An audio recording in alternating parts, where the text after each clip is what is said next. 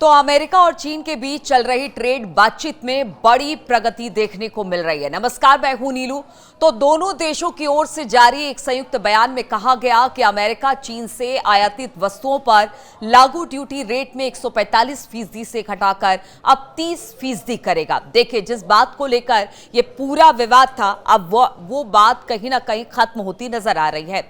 दुनिया की दो सबसे बड़ी अर्थव्यवस्था अमेरिका और चीन ने ट्रेड वॉर को 3 महीने के लिए फ्रीज करने का फैसला किया है। जिनेवा में जारी संयुक्त बयान के मुताबिक दोनों देश एक दूसरे के उत्पादों पर लगे भारी टैरिफ में अस्थायी कटौती करेंगे ताकि व्यापार तनाव को कम किया जा सके और एक दीर्घकालिक समाधान के लिए, यानी लंबी अवधि में किस तरह से बातचीत होगी, क्या बातचीत होगी, उसके लिए मौका मिल सके। अमेरिका चीन से आयातित उत्पादों पर संयुक्त रूप से 145% टैरिफ को घटाकर अब सीधे 30% पर लेकर आ गया है, जिसमें फेंटानिल एक सिंथेटिक ड्रग्स है। ये जुड़े उत्पाद भी इस पर लागू होंगे, यानी इस पर भी टैरिफ में शामिल होंगे। 14 मई से नई दरें लागू होने वाली है।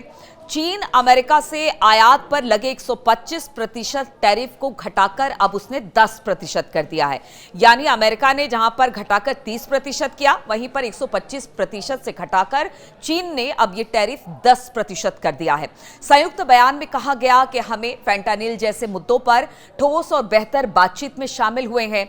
अमेरिकी ट्रेजरी सेक्रेटरी स्कॉट बेस्नेंट ने कहा कि हम दोनों देश डिकपलिंग अर्थव्यवस्था, जो कि अलगाववाद नहीं चाहते हैं, और एक स्थायी बातचीत की प्रोसेस को शुरू करने की प्रक्रिया में आगे बढ़ रहे हैं ताकि भविष्य में व्यापार और आर्थिक संबंधों पर निरंतर चर्चा हो सके। व्हाइट हाउस ने कहा कि इस डील को व्हाइट हाउस ने शुरू में ट्रेड डील बताया था। हालांकि अब तक ये स्पष्ट नहीं हो पाया है कि दोनों पक्षों के लिए स्वीकार्य लक्ष्य क्या होंगे और उन्हें पाने में कितना समय लगेगा। इतिहास क्या है, इसके बारे भी आपको बता देते हैं कि अब इससे क्या सीखा जा सकता है। साल 2018 में भी ऐसी ही एक स्थिति बनी थी, अस्थायी सहमति बनी थी, लेकिन कुछ हफ्तों बाद अमेरिका ने खुद ही इस डील से पीछे हटते हुए नया टैरिफ लगाया। साल 2020 के फेज 1 डील में चीन ने जो खरीदारी का वादा किया था वो भी पूरा नहीं हुआ। कोविड महामारी के दौरान व्यापार घटा और बढ़ गया, जिससे अब की ट्रेड वॉर की जमीन तैयार हुई। इस समझौते की खबर के बाद अमेरिकी और चीनी बाजारों में उछाल देखा गया।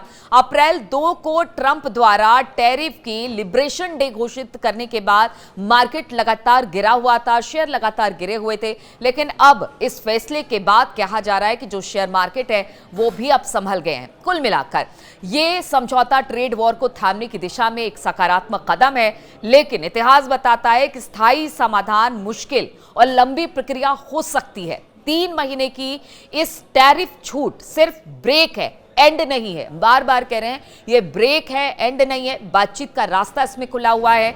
दोनों पक्षों के बीच भरोसा, स्पष्ट लक्ष्य और पारदर्शिता ही असली ट्रेड डील का आधार बन सकते हैं। तो अब देखना होगा कि जो ये टैरिफ वॉर है ये खत्म अब चीन और अमेरिका के बीच में हुआ है, और इसके बाद अब हालात बेहतर हो रहे हैं। जो शेयर मार्केट्स है इंटरनेशनल लेवल पर, वो अब कुछ सुधरते दिखाई दे रहे हैं, और इससे बड़ी सारी समस्याओं का कहा जा रहा है कि हल निकल जाएगा। लेकिन अब देखना होगा कि किस तरह की बातचीत के साथ अमेरिका और चीन इन 3 महीनों में आगे बढ़ता है।